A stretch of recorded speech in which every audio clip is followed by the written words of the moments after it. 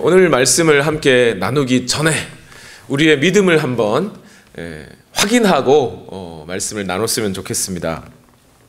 믿으시면 아멘 하시길 바랍니다. 저 하늘에 빛나는 해와 밤의 달과 우리가 볼 수도 있고 또는 보지 못할 저 먼 나라에 있는 별들조차 그 모든 것을 하나님이 지으신 것이라고 믿으십니까? 아멘. 감사합니다. 우리가 이해하지도 못할 정도로 계절이 바뀌면 남에서 또 북으로 수천 킬로미터를 왕복하는 철새들도 하나님이 지으셨다고 믿으십니까? 아멘. 조금 줄어드셨어요. 강에서 태어나 바다로 갔다가 짝짓기 후에 다시 강으로 돌아와 알을 낳는 연어. 참 신기하지 않아요? 언제 누가 그렇게 시켰는지도 모르는 그런 연어들이 다 돌아와서 결국 고향으로 돌아와 죽는 그 모습 보면서 저 연어도 하나님이 지으셨다고 믿으십니까? 아멘. 그러면 하늘에 나는 새와 강의 물고기들 모두 하나님이 지으셨다고 믿는다면 강가에 돌을 들춰보면 기어나오는 수많은 벌레들도 하나님이 지으셨다는 걸 믿으십니까? 조금 줄어드셨어요. 바다의 해파리는요, 말미잘, 해삼, 멍게, 조금 더 가볼까요? 바퀴벌레도 하나님이 지으셨나요? 때로는 이런 생물들이 가끔씩 우리에게 혐오감을 주기도 하지만, 그러나 우리가 인정해야 될 것은 이 모든 생물들조차 하나님께서 하나님의 뜻에 따라, 하나님의 목적에 따라 지으신 하나님의 피조물이라는 거죠. 그걸 우리가 인정해야 할 줄로 믿습니다. 오늘 그것을 인정해야 오늘 말씀이 이해가 돼요. 그리고 받아들여져요. 무슨 얘기냐면, 여러분 노인과 바다라는 소설을 읽어보셨는지요? 멕시코만에서 고기잡이를 하는 한 늙은 어부의 이야기죠. 스토리는 매우 복잡하지 않습니다. 아주 간단합니다. 고기 잡으러 갔다가 큰 물고기가 걸렸고, 아마 참치 종류인 것 같습니다. 그것을 이렇게 끊으려니까 낚시로는 안 돼서 자기 몸을 휘 감아서 어떻게든 끌고 가려고 하는데 태풍에다 파도에다가 그 고기가 끌려오지 않고 힘이 너무 든 거죠. 그렇게 끌고 가다가 결국에는 그 고기가 상처가 났는지 주변에 있는 물고기들이 다 그 물고기를 뜯어먹고 집으로 돌아왔을 때는 뼈만 앙상하게 남은 그 물고기를 끌고 들어옵니다. 그리고 그날 밤 이 할아버지는 사자 꿈을 꾸고 있었다. 이렇게 하면서 끝나는 소설이에요. 그 소설이 말하는 바가 뭐냐면, 우리 인생이라는 게 그런 거 아닌가? 사자 꿈을 꾸며 큰 만선의 꿈을 꾸며 바다로 나가지만 결국 우리 인생이라는 것이 그렇게 마지막에 뼈만 앙상하게 남은 물고기처럼, 등에는 그 물고기 잡느라고 남은 흉터만 남은, 정말 말 그대로 신체 자체가 뼈만 앙상하게 남은 할아버지와 같이 우리 인생이 그렇게 끝나는 것 아닌가라고 말하는 것이 해밍웨이의 소설 노인과 바다입니다. 실제로 노인과 바다라는 이 소설 외에 해밍웨이는 이런 이야기를 한 적이 있어요. 삶이란 아무것도 아니며 인간도 역시 아무것도 아니었던 것이다. 오늘날 세상은 이 해밍웨이의 소설과 해밍웨이의 말에 점차 동의하는 것 같아요. 이렇게 살다가 인생 끝나면 아무것도 없지 라고 생각하는 것 같아요. 하나님은 없고 이 세상에는 오직 물질밖에 없어서 이 물질이 사라지는 순간 나도 다 사라진다. 그 물질 뒤에는 아무것도 없다라고 생각하고 살아가는 것이 오늘 현실의 사람들의 생각인 것 같아요. 창조와 하나님의 그 영원하신 목적 속에 피조물을 창조하셨다는 것, 이 피조물들이 이 땅의 물질로서의 삶이 끝난 후에도 여전히 하나님께서 기대하고 있는 영원의 삶이 있다는 것에 대해서 사람들은 생각하지 않는 것 같아요. 영원의 삶에 대한 감각도 잃어버리고 이제는 이 세상의 철학들은 점점 하나님의 말씀과는 반대로 달려가고 있는 게 아닐까. 오늘 우리가 살아가고 있는 현실의 세상은 이렇게 말들 합니다. 그러나 오늘 우리가 읽은 창세기 기사는 그렇게 말하지 않죠. 첫날 하나님이 빛과 어둠을 지으셨고 그 하나님이 넷째 날에는 빛과 어둠을 나누신 그 자리에 해와 달과 별들을 지으셔서 낮과 밤을 주관하게 하셨다. 하나님께서 그 영원하신 목적에 따라 그 피조물을 지으셨다라고 말하고 있어요. 또 다섯째 날에는 하늘의 새와 바다의 물고기를 지으셨대요.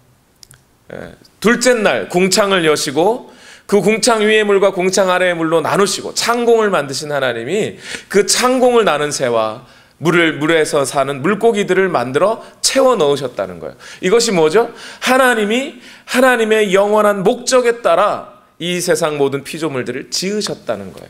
이 세상의 피조물들은 그냥 nothing이 아니라 그냥 이 물질의 삶이 지나면 끝나는 것이 아니라 오늘 이 땅의 삶조차 하나님이 원하시는 목적, 우리를 여기에 갖다 놓으시고 여기에 살게 하신 하나님의 뜻이 있다는 거죠. 그 피조물들의 삶 속에는.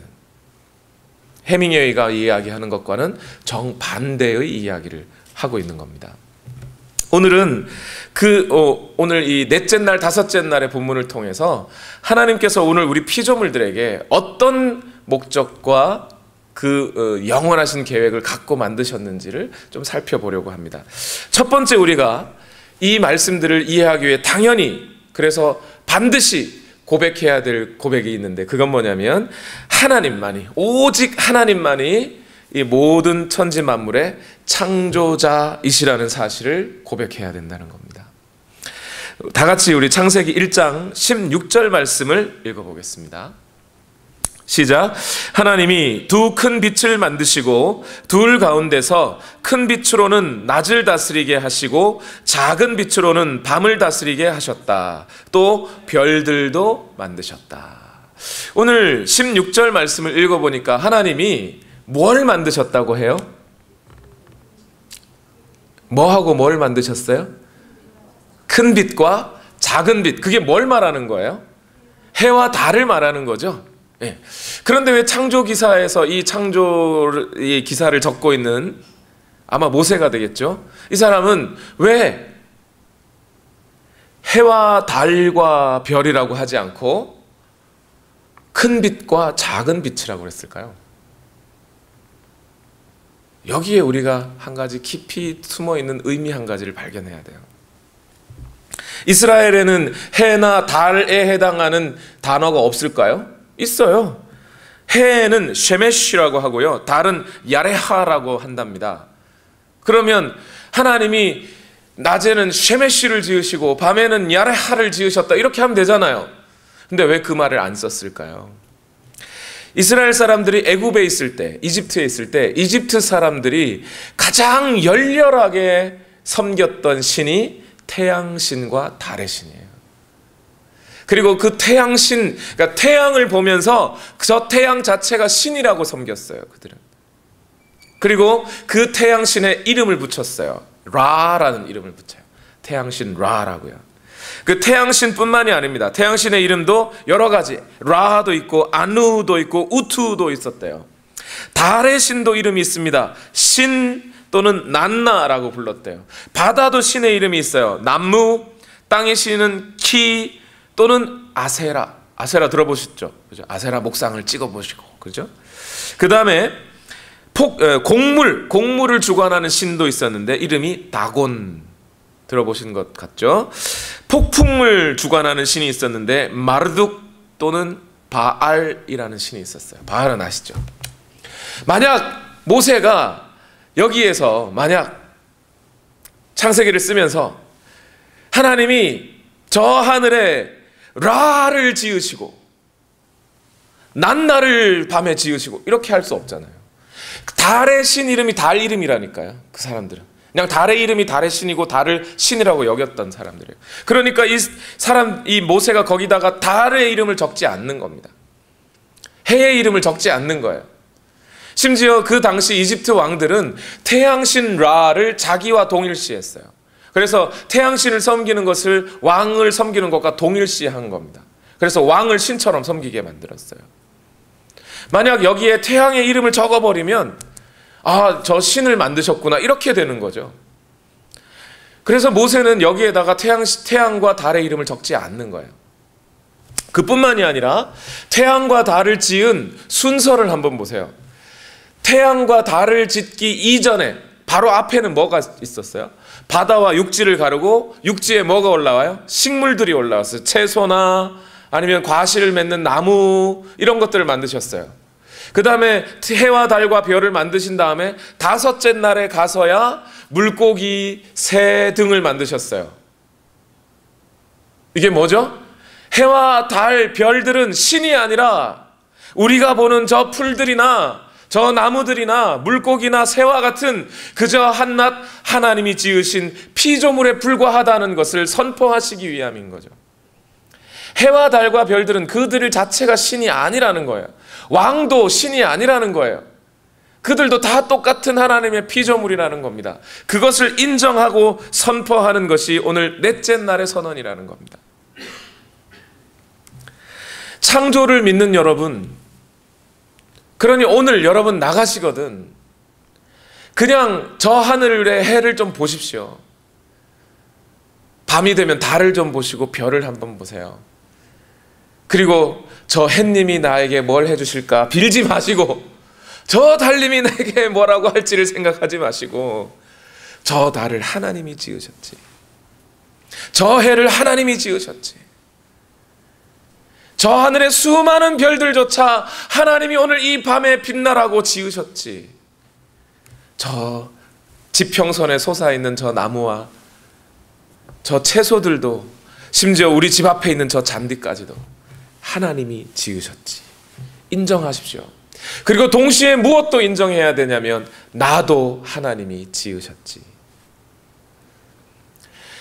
오늘 창조기사는 선포하는 거예요. 이 세상에 그 어떤 신도 없다. 오직 하나님만 유일하신 하나님이시며 그 하나님이 이 모든 것을 지으셨고 너의 인생조차도 지으셨다는 것을 선언하고 있는 거예요.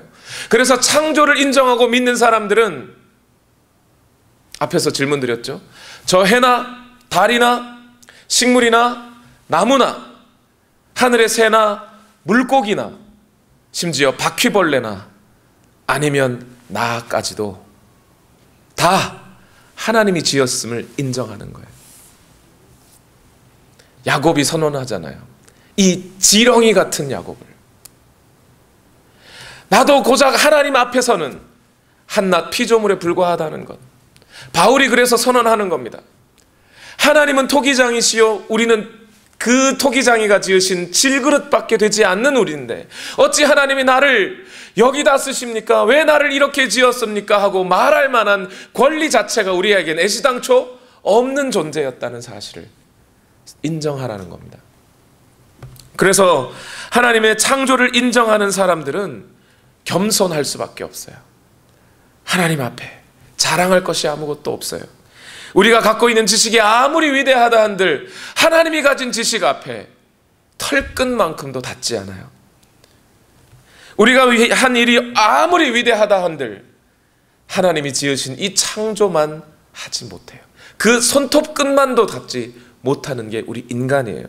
그런 의미에서 nothing, 내 인생은 아무것도 아닙니다 라고 말하는 것은 어떤 면에서는 맞는 말 같아요.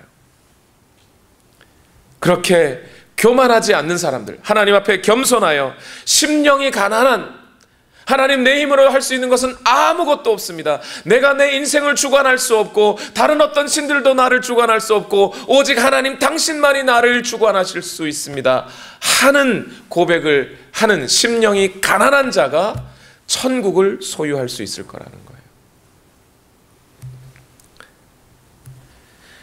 이 사실이 오늘 본문에서 선포하고 있는 말씀입니다.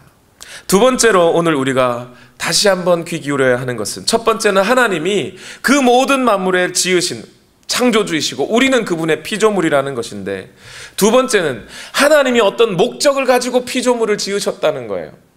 비록 우리는 하나님 앞에 nothing인 존재이지만 그럼에도 불구하고 하나님의 그 뜻이 피조물 안에 드러나 있습니다.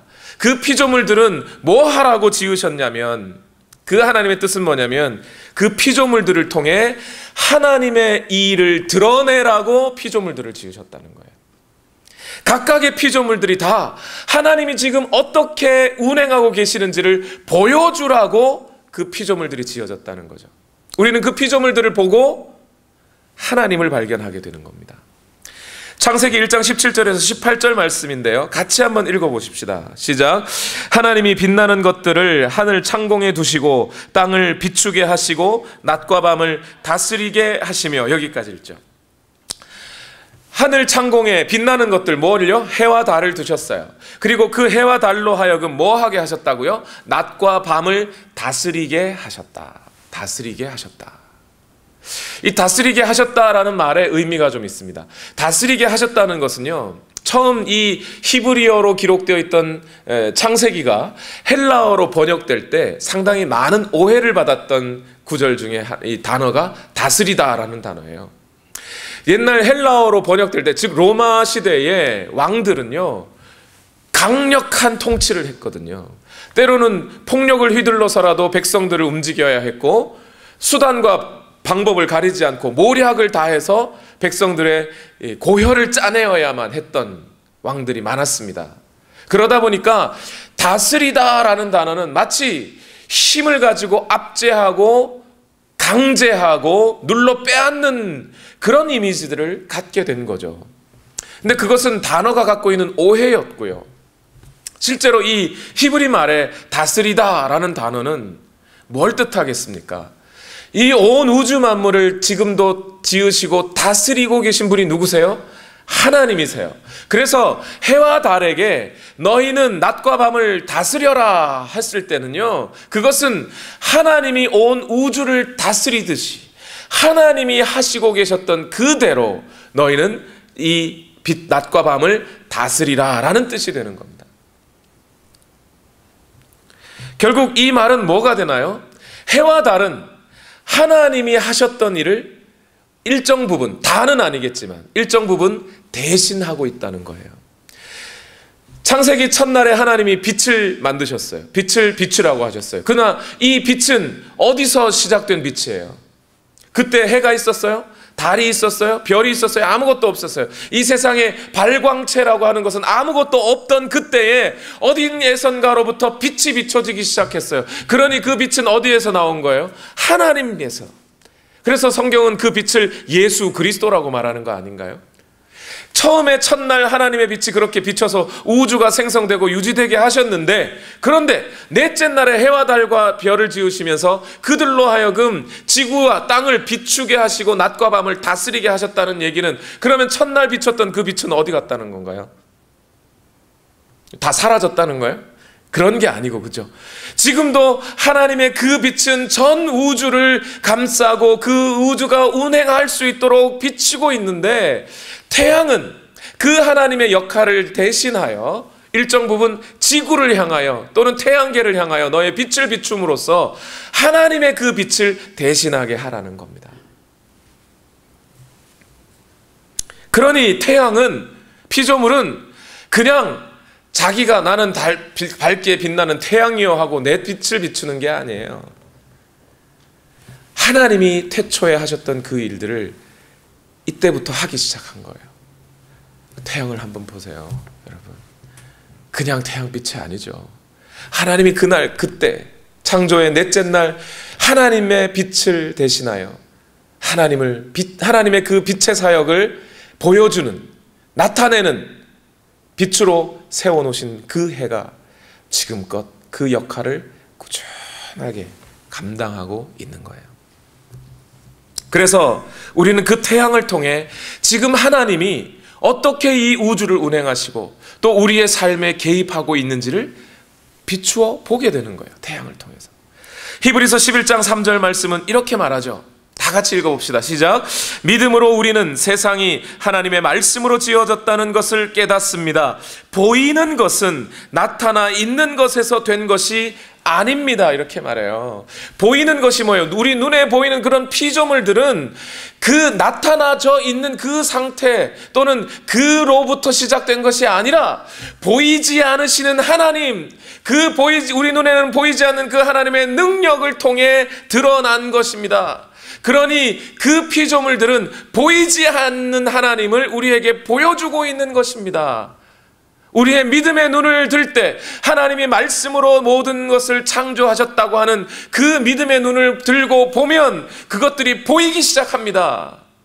이런 뜻이 되는 거예요. 그래서 로마서 1장 20절에는 똑같은 차원에서 이런 말씀도 하셨어요. 같이 읽읍시다. 시작. 이 세상 창조 때로부터 하나님의 보이지 않는 속성 곧 그분의 영원하신 능력과 신성은 사람이 그 지으신 만물을 보고서 깨닫게 되어 있습니다. 그러므로 사람들은 핑계를 댈 수가 없습니다. 창조 때부터 하나님의 보이지 않는 속성, 곧 그분의 영원하신 능력과 신성은, 하나님의 보이지 않는 그 능력과 신성은 사람이 뭘 보고서요? 만물을 보고 알게 되어 있다는 거예요. 눈이 열리면. 그러니 우리는 그 피조물을 통해 뭘 봐요? 하나님의 능력을 봐요. 하나님이 지금 이 세상을 어떻게 운행하고 계신지를 봐요. 그런데 여러분 가만 생각해 보면 피조물, 우리 눈에 보이는 저들만 그렇겠습니까? 하나님이 지으신 피조물들 가운데 가장 핵심적인 피조물들이 있죠. 뭐죠? 누구죠? 사람. 그죠? 사람도 피조물이에요. 그러면 하나님께서는 그 사람들을 통해 하나님이 하고 계신 일들을 뭔가 나타내시고 싶으신 거죠. 그러라고 지금 사람을 지으셨단 말이에요. 저는 이 말씀을 좀 이렇게 적용할 수 있다고 분명히 믿습니다.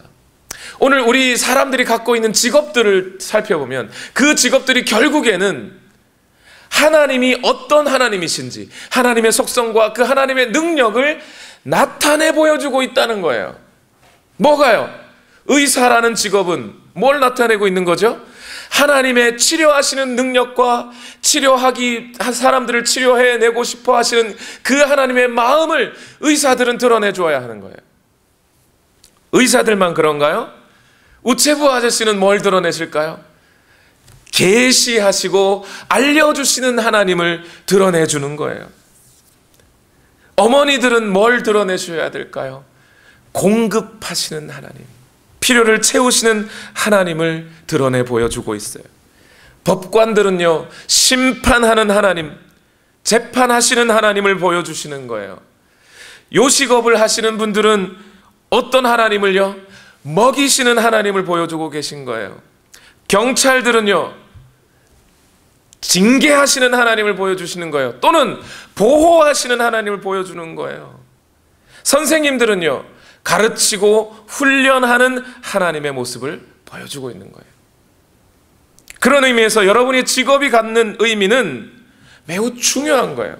이 세상 사람들이 어떤 직업을 갖고 사느냐에 대해서 그냥 우리 인생이 왔다가 그냥 사라져버리는 것이니까 그냥 나 사는 동안 잘 먹고 살다가 갈 수 있을 정도만, 그만큼의 돈만 모으면 되는 거라고, 아니면 돈이 최고라고 말하는 그런 세상 사람들의 직업관과는 전혀 다른 이야기예요.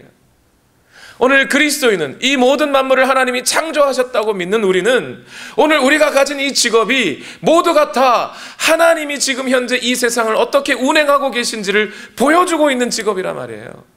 그러니 여러분이 하고 있는 그 직업의 고귀함을 이해하시고 그 직분에 충실하십시오. 남편은 또한 남편으로서, 아내는 아내로서, 성경이 뭐라고 이야기해요? 남편은 그리스도가 교회에게 하듯이, 남편이 아내에게 대할 때는 그리스도를 보여주라는 겁니다. 아내는 남편을 대하여 어떻게 해요? 교회가 그리스도에게 하시듯이. 오늘 우리가 가진 직분, 직장, 이 모든 것이 예수 그리스도와 하나님을 나타내는 일들이라는 거예요. 그러니 여러분이 하고 있는 그 일들에 충실하십시오. 거짓됨을 버리고, 게으름을 버리고, 부패와 부정을 버리고, 성실하고 정직하게 그 여러분이 가진 직업의 본질에 충실하십시오. 그것이 하나님이 여러분을 이 땅에 지으신 또 하나의 목적이기 때문입니다. 세 번째로 오늘 우리가 알아야 할 것이 있어요. 하나님은 질서의 하나님이시라 창조하실 때 그 목적과 의미에 따라 창조하셨어요. 그런데 우리는 그 질서를 어지럽히면 될까요? 안 될까요? 안 된다는 겁니다. 하나님이 우리에게 주신 그 목적과 삶이라는 것이 있는데 그 삶 속에서 하나님이 구분해 놓으신 것이 있어요. 근데 그 구분해 놓으신 것을 섞어버리지 말라는 겁니다. 창세기 1장 14절을 다 같이 읽어봅시다. 시작. 하나님이 말씀하시기를 하늘 창공에 빛나는 것들이 생겨서 낮과 밤을 가르고 계절과, 거기까지 하죠. 뭘 갈랐다고요? 낮과 밤을 가르고 분리해 놨다는 거예요, 하나님이. 1장 17절과 18절에도 같은 말씀이 있습니다. 읽어볼까요? 시작. 하나님이 빛나는 것들을 하늘 창공에 두시고 땅을 비추게 하시고 낮과 밤을 다스리게 하시며 뭘 가르셨다고요? 빛과 어둠을 가르셨다 이랬어요. 가르게 하셨다. 그런데 이 넷째 날의 기록만이 아니라 다섯째 날의 기록에도 또 이런 말씀이 있어요. 창세기 1장 21절 시작. 하나님이 커다란 바다 짐승들과 물에서 번성하는 움직이는 모든 생물들을 어떻게 해요? 그 종류대로 창조하시고 날개 달린 모든 새를 그 종류대로 창조하셨다. 하나님 보시기에 좋았다. 여러분, 여기 이 종류대로라는 말이 있는데 이것은 하나님이 지으실 때 각 생물의 종들을 따로따로 구분해서 분리시켜서 지으셨다는 거예요. 오늘날 많은 진화론자들의 이야기의 주장에 반론을 제기하는 창조 과학을 믿는 사람들이 이 종류대로라는 말을 통해서 진화론을 부정합니다. 진화론은 이 종에서 종으로 발전하면서 때로는 섞이면서 이렇게 발전해왔다라고 이야기를 하는 거잖아요. 그러나 하나님은 창세기는 애시당초 처음부터 그 종류대로 만드셨다는 거예요. 그래서 진화론을 부정합니다. 저도 그런 의미에서, 같은 의미에서 진화론을 부정합니다. 그런데 가만히 한번 잘 생각해 볼 필요가 있어요. 창세기가 지어질 당시에, 모세가 이 창세기를 쓸 당시에 진화론이라고는 주장이 있었어요? 없었어요? 없었어요. 없었다는 것은 종류대로 지으셨다는 이 말이 진화론을 부정하기 위해 쓴 말은 아니라는 거예요. 이 말 속에는 하나님의 뜻이 담겨 있겠죠. 하나님이 전하려고 하는 의도가 있겠죠. 그 의도를 찾는 게 우리가 해야 할 일입니다. 그런데 가만히 이 창세기 기사를 쭉 읽어보니까 오늘 넷째 날과 다섯째 날에만 그런 게 아니라 첫날부터 하나님은 창조를 하실 때부터 자꾸 가르셨어요. 분리시키셨어요. 구분 지으셨어요. 빛을 비추게 하신 다음에 뭐와 뭐를 나누셔요? 빛과 어둠을 나누시고 낮과 밤을 나누시고, 둘째 날 창공을 지으시고 뭘 나누셨어요? 창공 위의 물과 창공 아래의 물을 나누시고, 셋째 날 창공 아래의 물을 한쪽으로 몰아서 육지를 드러나게 하심으로 바다와 육지를 나누시고, 넷째 날은 어떻게 하셨다고요? 해와 달과 별을 지으시고 낮과 밤을 또 나누시고, 다섯째 날에는요 종류별로 하늘을 나는, 여기가 참 신기한 거예요. 왜 여기는 동물은 안 만들고 하나님이 새와 물고기를 먼저 만드셨을까? 아마 물고기와 새 통해서 동물들 포유류가 이게 진화한 게 아닐까, 이렇게 설명하는 분들이 있어요. 진화의 과정. 아닙니다. 여러분, 하늘도 물이었어요. 그죠? 창조의 과정을 보면 궁창 위와 아래의 물로 나누시고 이렇게 하잖아요. 그 물에서 바다 하시면서 바다와 육지 나누셨잖아요. 하늘도 물인 거예요, 지금. 수증기 생각하면 이해가 되시죠? 그래서 다섯째 날에는 하늘 물과 바다 물에 사는 동물들을 먼저 만드시는 거예요. 그런데 그 만드셔서 채워 넣으실 때 어떻게 해요? 종류대로 분리해서 질서 있게 나누어 놓았다는 겁니다. 이 말씀들을 읽으면서 우리가 질문해야 될 질문은 왜가 아니라 만일이에요. 만일 하나님이 이렇게 구분 짓고 나누어 놓으신 것을 합치면 어떻게 될까요? 믹스하면 어떻게 될까요? 빛과 어둠을 나누셨습니다. 빛과 어둠을 믹스하면 어떻게 되죠? 여러분, 빛과 어둠은 사실 믹스하기가 되게 어려워요. 힘들어요. 그러니까 빛과 어둠을 믹스했다는 걸 생각하지 마시고 해와 달이 믹스된 걸 생각해 보세요. 그게 언제죠? 일식 또는 월식을 말하죠. 그죠?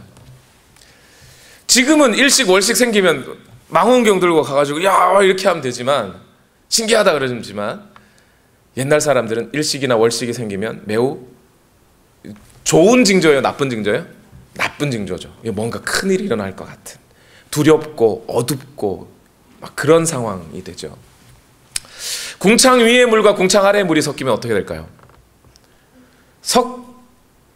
궁창 위의 물이 뭔지 잘 모르기 때문에 대체 궁창 위의 물과 아래의 물이 섞인지 뭔지 잘 모르겠어요. 그런데 한번 섞인 적이 있어요. 언제요? 노아 홍수 때 궁창 위의 물이 쏟아져 내려왔다는 이야기를 하죠. 그러면 궁창 위의 물이 쏟아져 내려와서 궁창 아래는 어떻게 됐어요? 물바다가 돼버렸어요. 홍수가 나서 다 죽어버렸어요. 이게 뭐죠? 심판이죠. 재앙과 심판이었던 거죠. 바다와 육지를 가르쳤는데 만약 바닷물이 넘쳐가지고 육지로 섞여 올라오면 그게 뭐가 되는 거예요? 그게 쓰나미가 되는 거죠. 재앙과 심판의 의미가 있어요. 또 짐승을 섞으면 어떻게 되나요? 다 나눠놨는데 그 짐승을 섞으면 복이에요, 저주예요? 저주가 되죠. 왜 그렇죠? 사자와 호랑이, 야 힘세, 둘이 섞어볼까 그래 섞어가지고 라이거 만들었잖아요. 만들었더니 어떻게 됐어요? 새끼를 못 낳아요. 그대에 죽어버리는 거예요. 번성할 수가 없어져요. 섞으면 뭐예요? 그것이 재앙이요, 하나님의 심판을 불러오는 일이 되는 거죠. 그러니까 여러분, 지금 저는 무슨 얘기를 하려고 하는 거냐면, 여러분 유전자 공학 이런 거 믿지 마십시오. 그거 하면 안 됩니다. 이런 얘기를 하려는 게 아니라, 물론 저도 거기에 인간의 윤리성을 저해하는 그런 유전자 공학엔 저는 절대 동감할 수 없어요. 그런데 그 이전에 하나님이 첫 창조 가운데 이 모든 것을 종류대로 분리하고 질서 있게 갈라놓으신 하나님이 섞으면 안 된다 그러잖아요. 그죠? 그러면 우리는요, 새 창조의 힘을 입어 새 피조물이 된 우리는 섞이면 돼요. 에베소서 2장 2절에서 6절 말씀, 이 새 창조에 관한 말씀인데 다 같이 한번 읽어봅시다. 좀 길지만요. 시작. 그때 여러분은 허물과 죄 가운데서 이 세상의 풍조를 따라 살고 공중의 권세를 잡은 통치자 곧 지금 불순종의 자식들 가운데서 작용하는 영을 따라 살았습니다. 우리도 모두 전에는 그들 가운데서 육신의 정욕대로 살고 육신과 마음이 원하는 대로 행했으며 나머지 사람들과 마찬가지로 날 때부터 진노의 자식이었습니다. 여기까지요. 일단 과거에 우리는 어떤 존재요? 육신의 정욕 아래에, 이 세상의 풍조 아래에서, 악한 사단의 권세 아래에서 죄와 죽음 가운데 있었습니다. 죄와 죽음 가운데 살았다는 얘기는 살았다는 거예요? 죽었다는 거예요? 그건 죽었다는 거예요. 죽음 중에, 어둠 중에 있었다는 겁니다.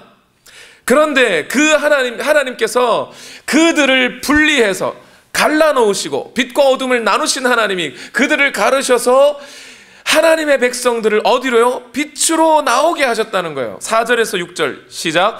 그러나 하나님은 자비가 넘치는 분이셔서 우리를 사랑하신 그 크신 사랑으로 말미암아 범죄로 죽은 우리를 그리스도와 함께 살려주셨습니다. 여러분은 은혜로 구원을 얻었습니다. 하나님께서 그리스도 예수 안에서 우리를 그분과 함께 살리시고 하늘에 함께 앉게 하셨습니다. 새 피조물들이라니까요. 그들은 어둠에서 나온 자예요. 죽음에서 나온 자들이에요. 빛과 어둠이 갈라지듯이, 생명과 죽음이 갈라지듯이 그렇게 갈라지도록 창조하셨다니까요. 그것이 우리에게 새 창조, 구원으로 주어진 거예요. 마귀의 손아귀에서 놓여지고 육신의 종욕에서 놓여지고 이 세상의 풍조에서 놓여진 사람들이라는 겁니다. 누가요? 그리스도인들이요. 그렇게 거룩하게 분리된, 거룩하게 구분된 사람들, 구분 짓다, 그걸 거룩하다라고 말하죠. 그렇게 거룩하게 구분된 사람들을 뭐라고 부르는 거예요? Saint, 성도라고 부르는 거란 말이에요. 이만큼 소중한 이름이 성도예요. 근데 요즘은 교회에 오면 대부분의 어떤 분들은 이 성도라고 부르는 게 싫어하시는 분들이 있어요. 나를 집사라고 불러줘야 되는데, 아니면 장로라고 불러줘야 되는데 성도라고 부르시면 싫어하셔요. 저도 성도입니다. 저도 성도이기를 바랍니다. 옆에 분들에게 불러주세요. 성도입니다. 당신은. 예, 성도예요. 어떻게 해요? 하나님이 그 어둠과 죽음과 죄로부터 구분지어서 갈라놓고 꺼내놓으신 거룩한 자들 성도라고요. 그런데 이 거룩한 성도들이 세상과 섞여 살면 되겠습니까? 세상과 짝하고 살면 되겠습니까? 이 세상의 삶과 이 세상 사람들의 풍조를 쫓고 유행을 쫓고 이 세상에 잘 사는 것에 목표를 두고 내 이름 높아지는 것에 내 목적을 두고 살아가는 이 세상 사람들의 목적과 이 세상 사람들의 삶과 똑같이 살아서 되겠느냐 이 말이에요. 그렇게 살려 할 때 하나님 뭘 하신다고요? 심판하시는 거예요. 하나님의 아들들이, 창세기 그런 말씀 있죠. 하나님의 아들들이 이 세상의 딸들과 결혼하려 함으로. 이 말이 단순히 안 믿는 사람하고는 결혼하지 마세요, 이 정도 차원이 아니라 오늘 우리가 누구인지, 과연 내가 하나님께서 어떻게 나를 구원하셨는지, 어떤 의미로 나를 구원하셨는지 깨닫고 이 세상 사람들이 살아가는 방식으로 살지 말자는 말이에요. 우리는 거룩한 하나님이 부르신 자들이니 하나님의 방식대로, 하나님이 갖고 계신 하늘나라의 원리대로 그렇게 살아가자 이 말입니다.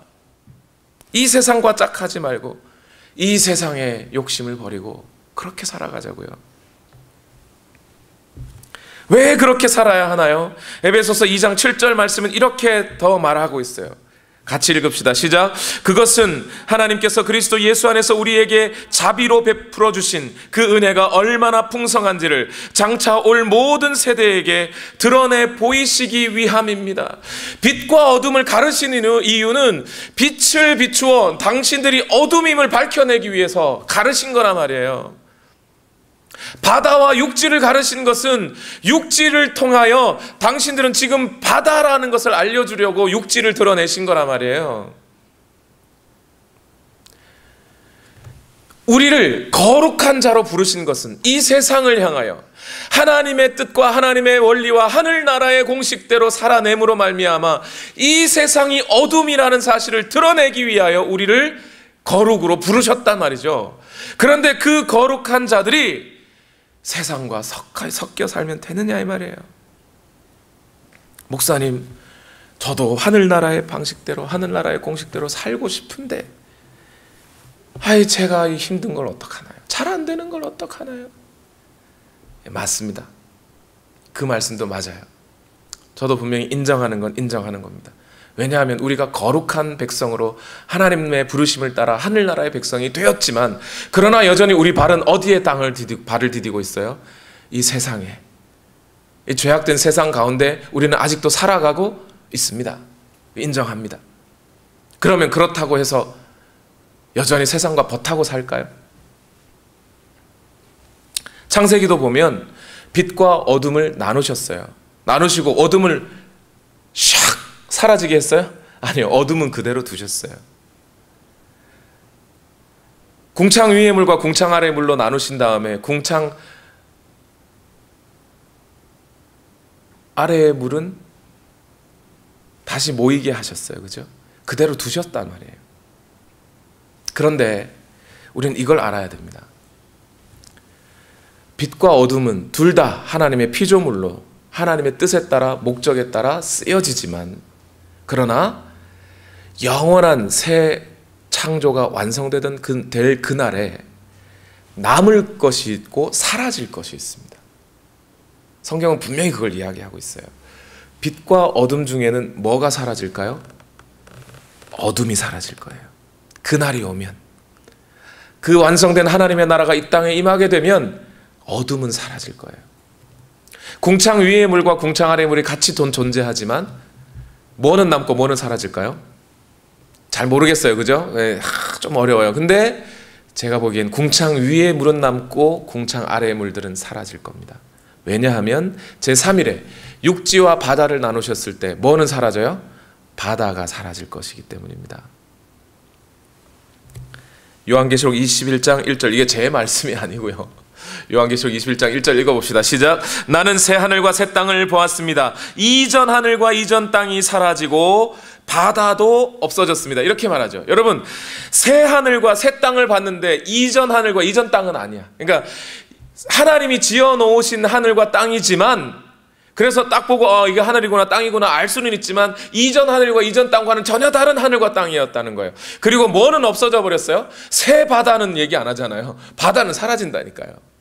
즉 하나님께서 분리해놓고 구분해 놓으셨지만 그 중에 어떤 것은 사라지게 하실 것이고 그 중에 어떤 것은 남게 하실 거라는 거예요. 자, 그러면 이 세상과 사단의 욕심 그 통치 가운데 살던 이 세상과 거기서부터 건져내어짐을 당한 우리 거룩한 백성들 중에 뭐는 남고 뭐는 사라질까요? 이거 모르시겠어요? 너무 뻔한 거 아니에요? 이 세상 나라들은 사라지나 하나님의 나라는 영원히 서리라. 하나님의 나라에 영원한 그 백성들은 영원히 설 것이다 라는 것 아닙니까? 그러면 여러분, 오늘 우리 안에 여전히 빛이 비춰져서 우리 안에 사랑과 은혜와 정의와 감동이 있지만 동시에 우리 안에 뭐도 있어요? 미움과 시기와 다툼과 질투는 있어요. 그러나 그렇다고 해서 그러면 여전히 미움과 다툼과 시기 질투 가지고 살아갈까요? 아니요. 하나님은 그것들을 없애버리실 거라니까요. 그거 가지고는 저 영원한 생명이 있는 나라에 들어갈 수가 없다니까요. 그러니 오늘 우리는 부지런하게 어떻게 해야 돼요? 우리 안에 남아있는 우리 안에 하나가 되려고 하는 마음도 있지만 뭐도요? 분리되려고 하는 마음도 있단 말이에요. 그러면 그거 분리되는 마음 가지고 살아요? 아니요. 그 분리되는 마음을 사라지게 하라고요. 없애버리시라고요. 밀어내시란 말이에요. 미움도 있지만 사랑도 있어요. 그러면 뭐는 남고요? 사랑은 남고 미움은 사라져요. 그러니까 미움을 버리세요. 다툼과 시기와 질투도 있고 협력하고 하나가 되는 것도 있다면 다툼과 시기 질투를 버리셔야 한다니까요. 슬픔과 기쁨도 있다면 슬픔은 사라지고 기쁨이 있어요. 슬픔은 장차 사라질 거예요. 슬픔을 안고 그 나라에 가는 사람은 없을 거예요. 그러니 오늘 우리는 부지런히 우리 안에 있는 죄와 악과 어둠과 그늘과 절망과 미움과 다툼과 시기와 질투를 버리면서 살아야 돼요. 그것이 하나님 나라 백성들의 삶인 겁니다. 성실함과 게으름 중에는 뭐가 사라질까요? 하늘나라에서 게으르게 살까요? 성실하게 살까요? 게으름이 사라지는 거예요. 왜 그렇죠? 하늘나라 가보니까 밤낮, 밤만도 아니고 낮만도 아니고 밤낮 하나님을 찬송하더라 그들이. 그죠? 부지런하게 찬송하는 거예요 그때는. 게으름을 좋아하시는 분들은 천국 가기 싫은데 이런 생각도 하실 수 있습니다만 어쨌든 그게 없어져야 되는 거예요 우리에서. 이것이 성화의 삶이에요. 목사님 되게 어렵네요. 천국 가기 어렵네요. 힘드네요. 예, 힘들어요. 그래서 이 마지막 진리를 말씀드리려고 합니다. 하나님의 거룩한 백성들이 된 우리는 이제 성령으로 충만해진 삶을 살아야 돼요. 창세기 1장 22절 다 같이 읽어봅시다. 하나님이 이것들에게 복을 베푸시면서, 다 같이 읽읍시다. 시작. 하나님이 이것들에게 복을 베푸시면서 말씀하시기를 생육하고 번성하여 여러 바닷물에 충만하여라. 새들도 땅 위에서 번성하여라. 아멘. 이거하고 성령 충만하고 뭔 관계예요? 잘 보세요 여러분. 하나님이 하늘과 땅을 지으시고 육지를 지으시고 바다를 지으시고 거기에 생물들로 채워넣었어요. 그런데 이 생물들은 어디서 나왔어요? 물에서 나왔어요. 그죠? 물은 생명을 내고, 그죠? 그럼 그 물은 어떻게 생명을 내게 됐어요? 성령께서 창세기 1장 2절 성령은 물 위에 운행하시더라. 닭이 계란을 품듯이 독수리가 새끼들 머리 위에서 푸드덕거리듯이 그렇게 생명을 불어넣으시는 그 작업들을 통해 물이 생명을 얻고 그 생명을 통해 생명체들을 냈다는 거예요. 물론 하나님의 말씀으로 지어진 것이기도 하지만 뭐요? 하나님은 그 공간을 구분해서 지으신 다음에 그 공간에 성령의 생명체들로 채워놓고 계시다는 거죠. 그게 첫 창조예요. 우리의 새 창조는 어때요? 우리의 새 창조는요, 우리 받은 구원은 어떤 거예요? 하나님께서 우리 안에 죄와 악들과 어둠과 죽음과 좌절과 절망과 공포들을 다 씻어내버리시고 그 빈자리에는 누가 채워져야 돼요? 성령이 채워져야 된다니까요. 예수님이 그 귀신 들린 여인의 귀신을 쫓아내고 그 다음에 뭐라 그래요? 성령으로 채워져야 된다 그러잖아요. 만약 그렇게 안 되면 어떻게 돼요? 귀신이 갔다가 와서 보고 청소가 깨끗하게 된 것을 보고 들어와 7 귀신이 들어온다, 이런 얘기를 하죠. 이게 무슨 얘기입니까?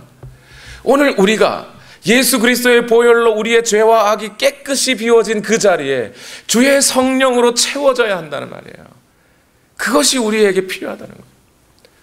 그럼 성령으로 채워진다는 말은 무슨 뜻이에요? 성령으로 채워지면 뭐 하게 됩니까? 황홀경에 빠지고 썩은 이빨이 금이빨로 바뀌고 장풍을 쏘면 막 넘어지고, 이게 성령 충만이에요? 그걸 성령 충만이라 하셨어요? 아니요. 갈라디아서 5장 22절과 23절 다 같이 읽읍시다. 시작. 그러나 성령의 열매는 사랑과 기쁨과 화평과 인내와 친절과 선함과 신실과 온유와 절제입니다. 이런 것들을 막을 법이 없습니다. 오늘 우리 안에 성령으로 채워지면 우리는 그 성령의 열매를 맺게 되는 것인데, 그 성령의 열매는 어떤 것이라고요? 우리 안에 드러나는 인격, 곧 사랑과 희락과 화평과 오래 참음과 자비와 양성과 충성과 온유와 절제니, 이러한 성령의 열매들이, 인격의 열매들이 맺혀지게 되는 거라는 거예요. 이건 내가 맺는 게 아니에요. 성령으로 가득 채워질 때 성령이 우리를 통해 맺게 되는 거죠. 이것이 하늘나라의 백성들의 삶이에요. 말씀을 맺겠습니다, 여러분.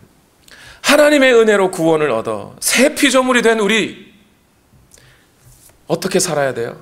우리는 하나님 앞에 하나님이 지으신 피조물임을 알고 겸손하게 납작 엎드려서 하나님의 통치를 받아야 돼요. 그리고 그 하나님이 다스리는 대로 이끌림을 받아야 돼요. 하나님 나라의 백성답게 이 세상의 삶과 섞이지 말고 오직 성령의 충만함을 받아 성령의 인격의 열매를 맺으며 살아가야 하는 것이 우리 그리스도인들입니다. 그렇게 오늘도 예수 그리스도께서 하셨던 것처럼 십자가 지는 삶을 살아내시기를 예수님 이름으로 축원합니다. 기도하겠습니다. 우리 시간 다 같이 함께 기도하실 때 오늘 말씀을 쫓아 오늘 우리에게도 이 하나님의 은혜로 충만한 삶을 살게 하여 주옵소서. 우리 시간 다 같이 함께 기도하시겠습니다. 살아계신 하나님, 오늘 우리의 모든 삶을 주관하시는 하나님 앞에 우리의 마음과 생각을 올려드립니다. 주여 역사하여 주시고 하나님의 은혜로 충만케 하여 주시옵소서. 우리의 모든 삶이 하나님이 인도하시는 삶이 되기를 원합니다. 주여 붙들어 주시옵소서. 하늘나라의 법대로 하나님의 통치를 따라 하나님의 인도하심을 받아 살아가게 하여 주시옵소서. 오늘도 역사하여 주시기를 원하오니 그 하나님께서 우리를 통하여 이 세상의 빛으로 사용하셨으니 주여 역사하여 주시고 우리의 모든 삶을 비추게 하여 주옵소서. 할 때 주의 향기 머문, 우리 다 같이 고백합시다. 창조의 아버지, 창조의 아버지, 그 섭리 보이사, 그 섭리 보이사 택하신 세대를 일으키시어 택하신 세대 일으키어 이 땅을 고치소서. 주의 크신 능력, 주의 크신 능력 만물이 사모하니 사모하니 성령의 기름 부어 주사 이 시간 임하소서. 우리 간절히 아뢰시다. 주 영광 여기 임하사, 여기 임하사 열방 향해 그 빛 비추소서. 주의 얼굴 구할 때 주의 향기 머무 열방의 통치자, 열방의 통치자 세상이 보리라, 세상이 보리라. 신실한 주의 약속으로 신실한, 저는 믿습니다. 교회는 승리할 것입니다. 교회는 승리하리. 주여 우리를 돌아보소서. 주를 돌아보사 강건케 하소서. 강건케 하소서. 우리의 부족함과 연약함이 벗어지게 하시며 오늘 하나님의 이름으로, 예수 그리스도의 이름으로 승리케 하옵소서. 아멘. 우리 다 같이 선언합시다. 주 영광 여기 임하사 열방 향해 그 빛 비추소서. 주의 얼굴 구할 때 주의 향기 머무 주 영광 여기 임하사 주 영광 여기 임하사 열방 향해 그 빛 비추소서. 주의 얼굴 구할 때 주의 향기 머무소서.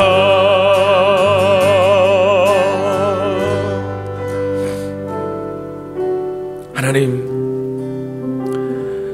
오늘 우리가 다른 어떤 누구도 아닌 하나님의 피조물로 지어졌음에 감사합니다.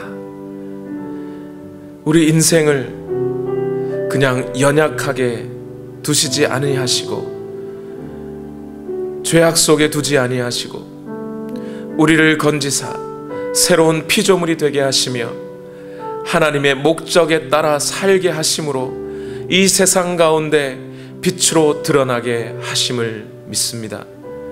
비록 이 세상은 여전히 빛의 자녀들을 넘어뜨리려고 지금도 사단의 무리들은 공격하고 있음을 압니다.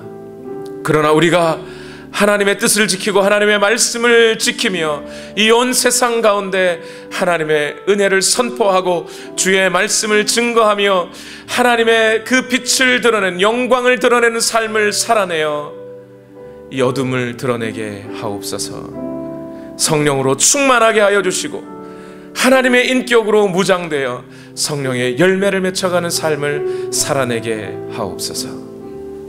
오늘도 그 하나님이 우리를 인도하시고 역사하여 주실 것을 믿습니다. 함께하여 주시옵소서. 이 시간 또한 하나님 앞에 우리의 예물을 올려드립니다. 너희는 먼저 그의 나라와 그의 의를 구하라. 그리하면 이 모든 것을 너희에게 더하시리라 약속하신 그 약속의 말씀을 따라 예물을 올려드리오니 이 모든 것이 더하실 것이라 더할 것이라고 하신 약속의 말씀 또한 우리의 삶에 이루어지게 하옵소서. 예수님의 이름으로 기도하옵나이다. 아멘.